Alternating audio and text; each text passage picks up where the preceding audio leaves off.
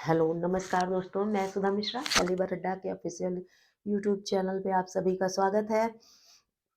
Friends, मेरे गले में थोड़ा इन्फेक्शन है, इस वजह से वॉइस थोड़ी अच्छी नहीं आ रही होगी, तो थोड़ा ऐसे ही एडजस्ट करिएगा, 1-2 दिन में ठीक हो जाएगा। और आज कई दिनों बाद हम हिंदी की क्लास स्टार्ट करने जा रहे हैं। हिंदी की क्लास स्टार्ट करने के लिए आज का हमारा टॉपिक है रस। रस, जिससे आप सभी लोग इस शब्द से वाकिफ होंगे कि रस क्या है। हाँ, फिर एक बात, रस को पढ़ाने से पहले लाइक की बात कर लें कि जैसे ही वीडियो आप स्टार्ट करें, लाइक देना स्टार्ट कर दें। लाइक, शेयर, कमेंट सब कुछ करते जाएँ, जिससे थोड़ा जो ये गले में प्रॉब्लम है, उसके बाद भी आपके लिए पढ़ा रही हूँ। मुझे लग रहा है कि आपके एग्ज़ाम्स पास आने वाले हैं, एग्ज़ाम ज़्यादा ज़रूरी हैं, तो स्टडी करते रहना भी बहुत ज़रूरी है और इसी वजह से निरंतर प्रयास कर रही हूँ और इस प्रयास को के लिए मुझे मोटिवेट करते रहें। और मोटिवेशन किससे मिलेगा? लाइक, शेयर एंड कमेंट, वो दोनों भी लिख देती हूँ। शेयर एंड कमेंट, ये तीनों ही हमारी डोज़ है। ये डोज़ देते रहिए, ये गला अपने आप सही हो जाएगा और अपने आप स्टडी स्टार्ट बहुत प्रॉपर तरीके से होगी, मोटिवेशन मिलेगा, यही मेरी दवा है। दवा आपके थ्रू मिलेगी, ये दवा आप देते रहिए, ठीक है? चलिए स्टार्ट करते हैं। रस। रस जैसे रस शब्द हिंदी में किस अ, जगह यूज़ होता है? जब हम काव्य का पठन करते हैं, काव्य को ही पढ़ते हैं, तब उसमें ही हमें रस की अनुभूति होती है। तो रस को हिंदी में काव्य में जनरली यूज़ किया जाता है, रस शब्द को। शास्त्रों में जैसे कहा गया है कि रस्यते इति रसः। क्या? रस्यते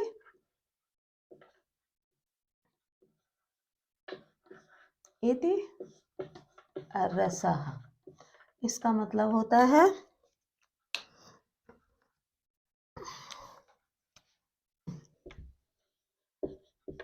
इसका तात्पर्य इसका तात्पर्य स्वाद से है। किससे है? स्वाद से। ठीक है? जिस चीज़ों से हमें स्वाद की अनुभूति होती है, उसी को हम रस कहते हैं, ठीक है? रस को मानने का रस का मुख्य अर्थ क्या कहा जाता है? रस को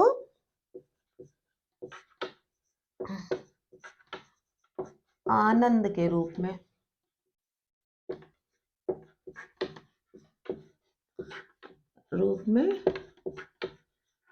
प्रयुक्त करते हैं। ठीक है? रस को जनरली हम कैसे प्रयुक्त करते हैं?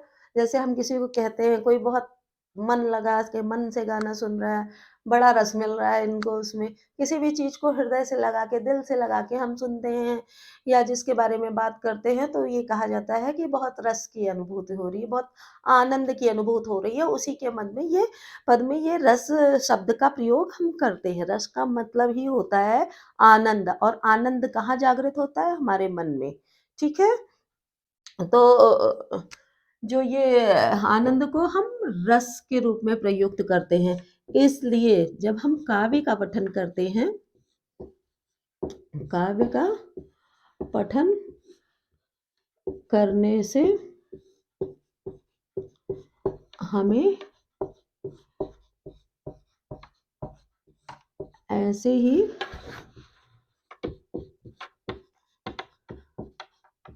आनंद की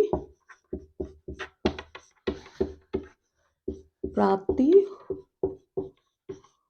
होती है, जिसे रस कहते हैं, ठीक है? जब हम किसी काव्य का पठन करते हैं, तो हमें इसी तरह का आनंद प्राप्त होता है। जैसे हम कोई छोटी भी कविता पढ़ रहे हैं, किसी को किसी रस में इंटरेस्ट होता है, किसी को अभी मैं आपको बताऊँगी कि रस कितने प्रकार के होते हैं। तो वो रस जो प्रकार होते हैं, किसी को किसी रस में आनंद होता है, किसी को वीर रस में, हमने जैसे पठन शुरू किया, वीर तुम बढ़े चलो, धीर तुम बढ़े चलो, या किसी ने किसी श्रृंगार रस का गाना सुनाया, उसमें चाहे संयोग हो चाहे वियोग हो, किसी को उसका प्रेमी बिछड़ गया है या उसका कोई साथी बिछड़ गया तो वियोग वाला रोने वाले गाने सुनता है, कोई उसको मिल गया है तो उमंग तरंग वाले प्यार भरे गाने सुनता है।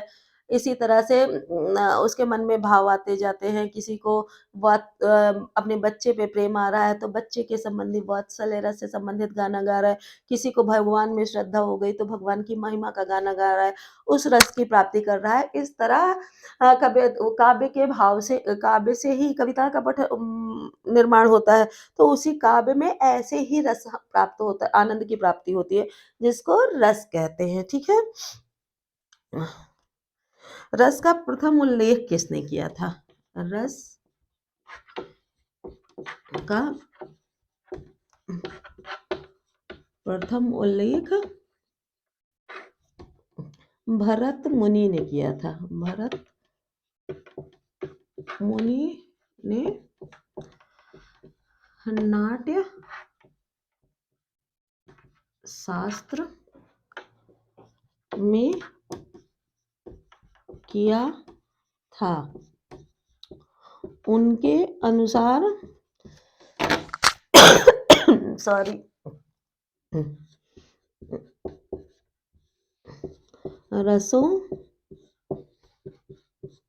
की संख्या 8 है, ठीक है? ये चीज़ें जो मैं लिख रही हूँ ये एज़ ए क्वेश्चन भी एग्ज़ाम्स में आते हैं। छोटे-छोटे क्वेश्चन बना के इनमें से आते हैं, तो इसको आप नोट डाउन ज़रूर करते रहिएगा।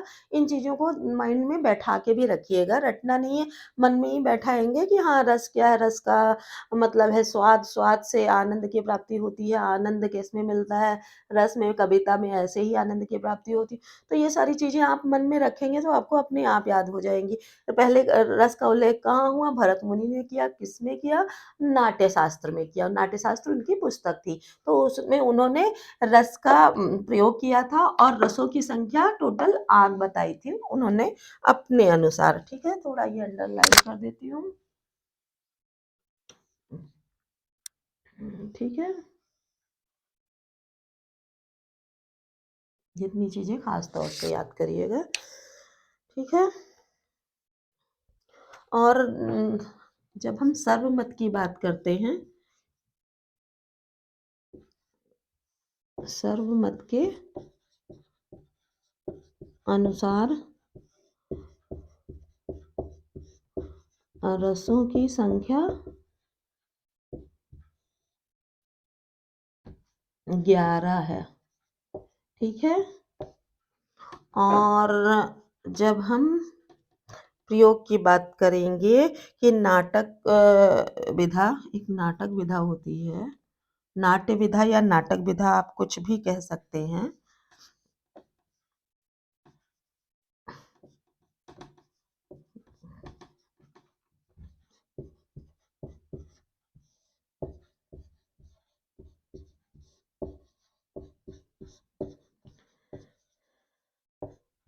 की संख्या 9 होती है, ठीक है?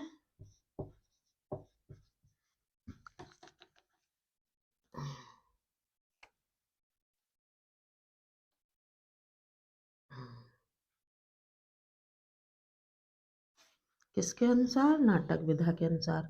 सर्वमत के अनुसार पूछा जाए तो रसों की संख्या 11 है। अब आप ये कहेंगे कि ये तीनों में से एग्ज़ाम में क्या लिखा जाएगा? तो जनरली एग्ज़ाम में जब हम हिंदी की बात करते हैं, एमपीएसआई या इस तरह के एग्ज़ाम की बात करते हैं, या एसआई या जनरल जो हिंदी जिस एग्ज़ाम में हिंदी जनरल हिंदी आती है, तो उसमें ये पूछा जाएगा कि रसों की संख्या कितनी है? तो आप 11 ही लिखेंगे, यही सर्वमान्य है। जब नाटक विधा के अनुसार ये अलग से पूछा जाएगा कि रसों की संख्या कितनी है? तो आप 9 लिखेंगे, और ये तो भरत मुनि के अनुसार, नाट्य शास्त्र के अनुसार 8, ये स्पेसिफिक क्वेश्चन पूछे जाते हैं। जनरल तौर पे जब आपसे पूछा जाएगा कि रसों की संख्या कितनी है, तो आप 11 ही लिखेंगे। उस 11 और 9 में डिफ़रेंस ये है जैसे भरत मुनि ने तो निर्वेद जो एक रति वो स्थाई भाव है उसको नहीं ऐड किया था। इस वजह से उनमें 8 रसों की संख्या 8 है और 9 और 11 के बारे में ये कहा है कि जो हमारे विद्वान थे, तो उन्होंने जो हमारा स्थाई भाव श्रृंगार रस का स्थाई भाव रति था और वात्सल्य और जो हमारा भक्ति रस है, इनका स्थाई भाव भी रति होता है। इसलिए उन्होंने श्रृंगार के ये दोनों पार्ट मान लिए थे। तो उनको ये 2 घटा के जब 11 में से 2 घटाएँगे वात्सल्य और भक्ति रस, इन दोनों का स्थायी भाव भी श्रृंगार रस की भांति स्थायी रति होता है। तो इन्होंने उन दोनों को श्रृंगार रस का 2 पार्ट मान लिया, इसलिए रसों की संख्या उन्होंने 9 कर दी। पर अगर हम जनरल तौर पे पढ़ेंगे तो रस तो सब अलग-अलग ही प्रतीत होते हैं, चाहे वो वात्सल्य के लिए पढ़ा जाए, चाहे श्रृंगार के लिए। उसमें ऐसा नहीं है नायक-नायिका के बिछड़ने या मिलने का वर्णन होता है, इसमें संतान की वजह से होता है, दूसरा ईश्वरीय भाव लेकर होता है, तो सबके भाव अलग होते हैं। इसलिए रसों को उन अलग-अलग ही उनकी संज्ञा प्रदान की गई है, इसलिए नॉर्मल तौर पर रसों की संख्या 11 मानी जाती है। आपके टीचिंग रिलेटेड जो एग्ज़ाम आते हैं, उनमें 11 संख्या ही मानी जाती है, ठीक है? अगर आपको इसमें कोई दिक्कत हो रही है, आप इसको दोबारा देख लीजिएगा या कमेंट सेक्शन में आप मेंशन करिएगा, मैं दोबारा से आपको क्लियर कर दूँगी, ठीक है? हाँ, डस्टर डस्टर मुझे आज नहीं मिल रहा है। आप इसको नोट करिए, मैं डस्टर देखती हूँ।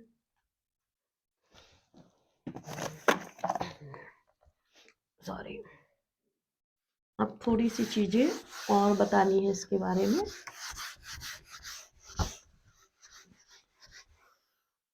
थोड़ा मैं स्पीड के साथ नहीं बोल पा रही हूँ, थ्रोट में इन्फेक्शन है, तो थोड़ा आप पेशेंस रखिएगा, उसके लिए मैं आपसे सॉरी भी चाहती हूँ।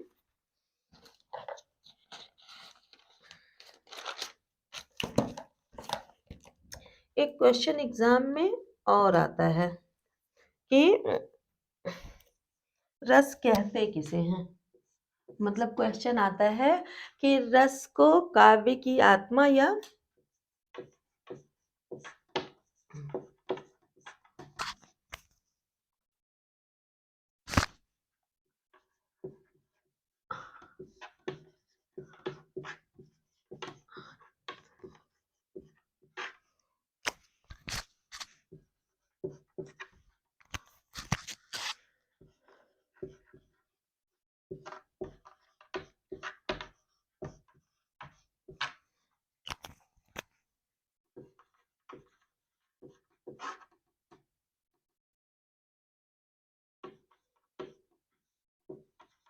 कहा जाता है, ठीक है?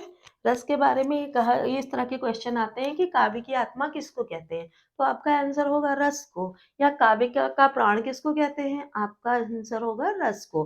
तो इस तरह से 2 तरह से ये क्वेश्चन बन जाते हैं। तो आपको एक ही लाइन जानने की ज़रूरत है, रस को काव्य की आत्मा या प्राण कहा जाता है, ठीक है?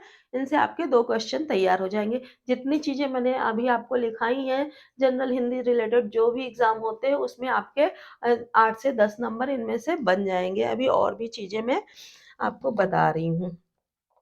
इनमें से अब एक मेन पार्ट आता है आपको कि रस के अवयव कितने हैं? क्या है? रस के अवयव। रस के अवयव 4 हैं।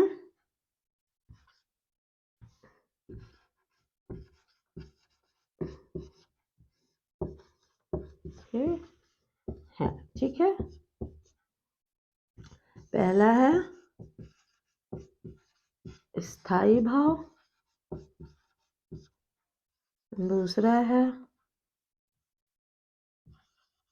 विभाव, तीसरा है उम, चौथा संचारी भाव।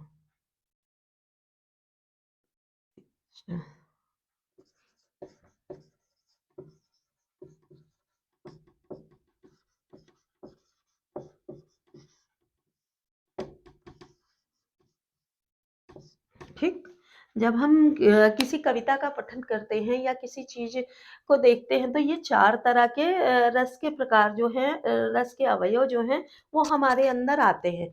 जैसे अगर हम बात कर लें श्रृंगार रस की, तो जब नायक नायिका को देखता है तो उसके मन में क्या भाव आता है वो उसको देखते ही उसकी आँखों में प्यार आ जाता है, ठीक? तो जो ये प्यार आता है वो उसका स्थायी भाव हो जाता है, ठीक है? वो उसका स्थायी भाव हो जाता है, ठीक है? फिर आता है नंबर विभाव का। उसके अंदर ये संचारी भाव आया क्यों?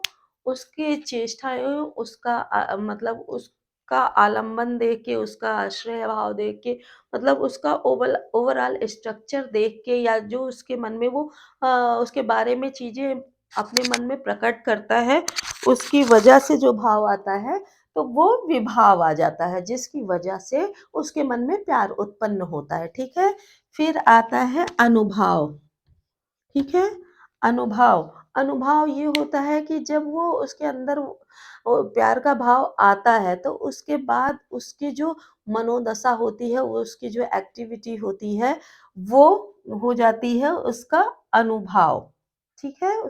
जो चेष्टाएँ करता है और उसके बाद आता है संचारी भाव, उसके मन में जो उमंग, तरंग और प्यार के नए-नए प्रकटीकरण होते हैं, उसको संचारी भाव कहते हैं। तो इस तरह से काव्य के रस के 4 अवयव होते हैं। इसी तरह अगर भक्ति रस में हम देख लेते हैं, तो भगवान को देख के क्या भावना आती है मन में? श्रद्धा की भावना आती है कि हाँ, भगवान आ गए हैं, भगवान हैं मेरे सामने, मैं इनकी पूजा करूँगा। एकदम भक्ति का भाव मन में जग जाता है।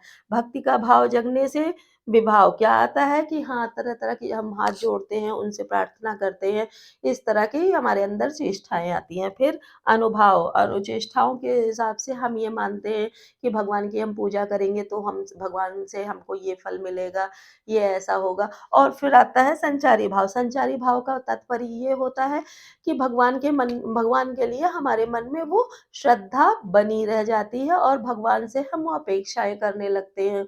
कि हम भगवान की पूजा कर रहे हैं, भगवान के आगे दीपक जला रहे हैं, तो वो हमारा संचारी भाव होता है, ठीक है? इस तरह से काव्य के ये जो रस के जो 4 अवयव हैं, ये आपको समझ में आ रहे होंगे, ठीक है? अभी मैं इसकी डिटेलिंग भी करूँगी,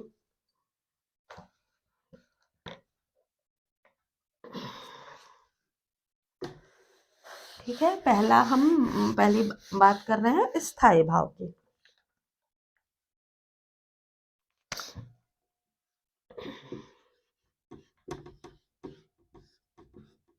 स्थायी भाव या ये लिख देते हैं, ठीक है?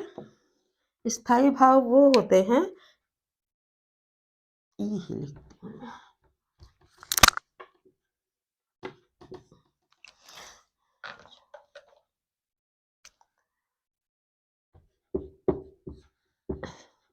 जो भाव हमारे मन में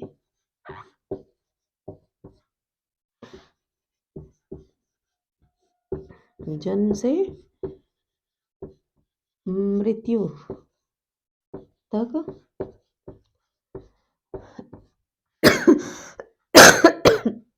सॉरी फ्रेंड्स,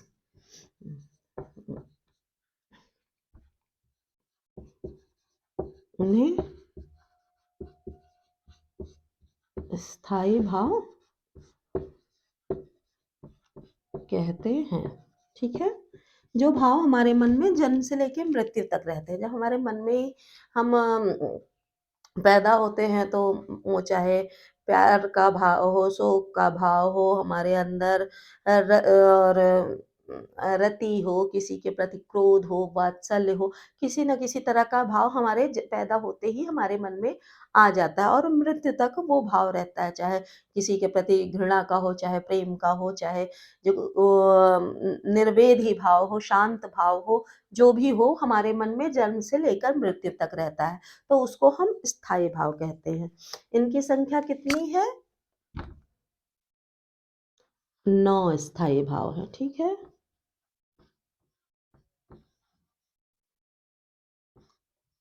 ठीक है।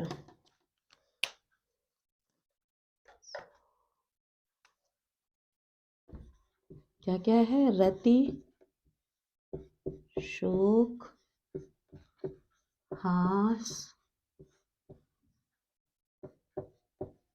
क्रोध, जुगुप्सा, वात्सल्य, विस्मय, उत्साह, भय, विस्मय, उत्साह,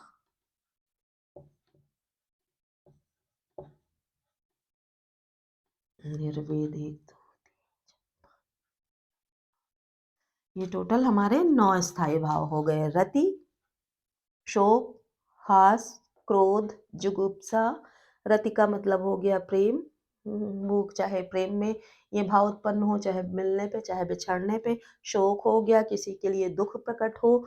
और हास हो गया जब किसी कविता से को सुन के हमें हंसी आए। क्रोध जब किसी कविता पाठ से हमें क्रोध हमारे मन में उत्पन्न हो।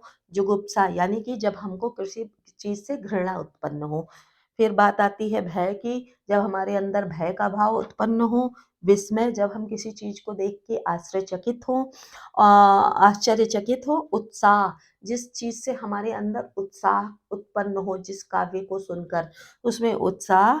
और निर्वेद, निर्वेद सब कहते हैं हमारे अंदर अंदर तो निर्वेद का भाव आता ही नहीं।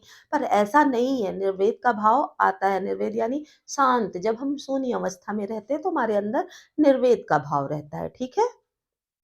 तो इस तरह से हमारे स्थायी भाव और स्थायी भाव के प्रकार जो हैं, ये हमारे स्थायी भाव के प्रकार हैं। ठीक है। जो हमने उसकी बात की थी कि भरत मुनि में 8 ही हैं, तो उन्होंने इसका जिक्र नहीं किया है। ठीक है।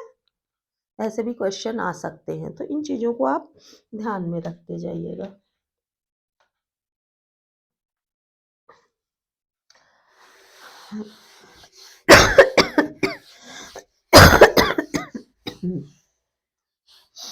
दूसरी चीज आती है हमारी विभाव।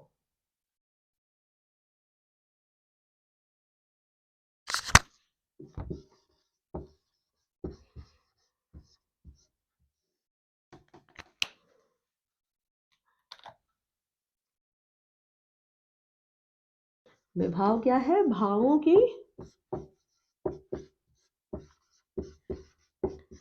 उत्पत्ति का कारण विभाव होते हैं। ठीक है। भाव जो हमारे अंदर भाव उत्पन्न होते हैं उनका कारण होते हैं। क्यों भाव उत्पन्न हुआ? जैसे मैंने बताया, नायक को नायिका को देखकर प्रेम उत्पन्न हुआ, तो उसका कारण क्या हुआ? मैंने बताया ना, उसका बॉडी स्ट्रक्चर या उसकी स्माइल या कुछ भी ऐसा कारण होता है जिसकी वजह से हमारे मन में ये भाव उत्पन्न होता है, जो प्यार का भाव होता है। तो जो कारण होता है वो भावों की उत्पत्ति का कारण होता है। ठीक है। अब ये कितने प्रकार के होते हैं विभाव? 2 प्रकार के होते हैं। विभाव 2 प्रकार के हैं। ठीक। पहला है आलंबन, और दूसरा, आलंबन की बात करें तो आलंबन भी हमारा 2 प्रकार का होता है।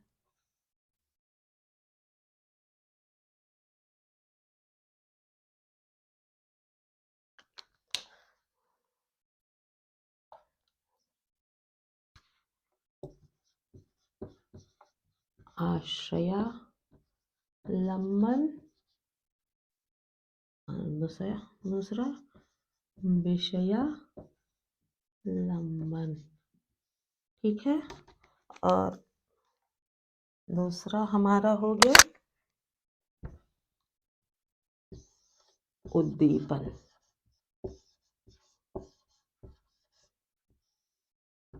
ठीक है।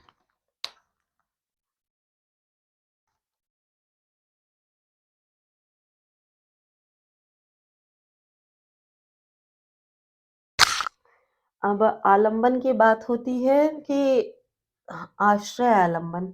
आलंबन 2 प्रकार के होते हैं, तो जिसके कारण भाव उत्पन्न होता है आश्रय आलंबन, कि जिसकी वजह से मन में ये भाव उत्पन्न होते हैं, ठीक है?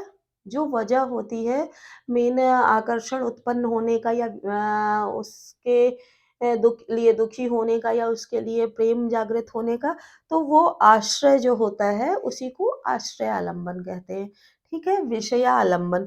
विषयालंबन की अगर हम बात करें तो विषयालंबन वो आलंबन होता है कि जिसके कारण भाव उत्पन्न हो रहा है, जिसके प्रति या जिसके कारण जो कारण होता है जिसकी ये है जिसकी वजह से हो रहा है और ये है जिसके कारण हो रहा है। जिसकी वजह मतलब नायिका का कोई ख़ास स्ट्रक्चर और वजह विषय का मतलब उसका जो स्पेसिफ़िक उसकी आदत है, उसका स्वभाव है या उसने जो क्रिया की है, उस समय चेष्टाएँ अपनी की हैं, उसकी वजह से जो भाव उत्पन्न होता है, तो उसको विषयालंबन कहते हैं, ठीक है? अब बात आई उद्दीपन की। तो उद्दीपन हमारा उद्दीपन से तात्पर्य ऐसे है कि जिस स्थिति या परिस्थिति के कारण मन में भाव उत्पन्न होते हैं। स्थिति परिस्थिति से तात्पर्य ये होता है कि जैसे कई बार होता है नायिका चल रही होती है तो भाव उत्पन्न होते हैं या कई बार होता है कि जैसे भक्ति भाव को अगर हम देख लें तो भगवान की मूर्ति से हमको वैसी अ, चेष्टाएँ देखने को मिलती हैं कि भगवान हमको अपनी ओर आकर्षित कर रहे हैं, भगवान हमको आशीर्वाद देते नज़र आ रहे हैं, हमारे मन में भाव ही आ जाता है। या अगर हम नायिका के बिछड़ने की बात करें तो वो हमसे दूर जाती हुई दिखाई दे रही है, उसकी यादें हमारे पास सिमटती जा रही हैं। तो इस वजह से या वात्सल्य है कि हमारा बच्चा हमारे लिए रो रहा है, जिनका अगर हम रति की ही बात करें। तो इस तरह से जो उद्दीपन होता है वो दूसरा पार्ट होता है कि स्थायी भाव को विभाव का दूसरा पार्ट होता है, ठीक है?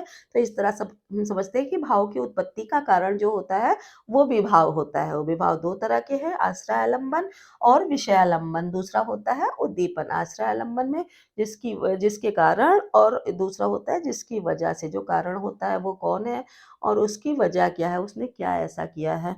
और उद्दीपन जो होता है, उद्दीपन वो परिस्थिति क्या होती है, किस परिस्थिति के कारण वो ऐसा हो रहा है या मन में भाव उत्पन्न हो रहा है, वो उसका उद्दीपन हो गया, ठीक है? तो 2 तरह से काव्य के अवयव हमने पढ़ लिए। एक तीसरा हमारा आता है अ, अनुभाव और संचारी भाव। वो नेक्स्ट वीडियो में हम डिस्कस करेंगे। थोड़ा-सा थॉट में इन्फेक्शन है, उसके लिए सॉरी चाहती हूँ।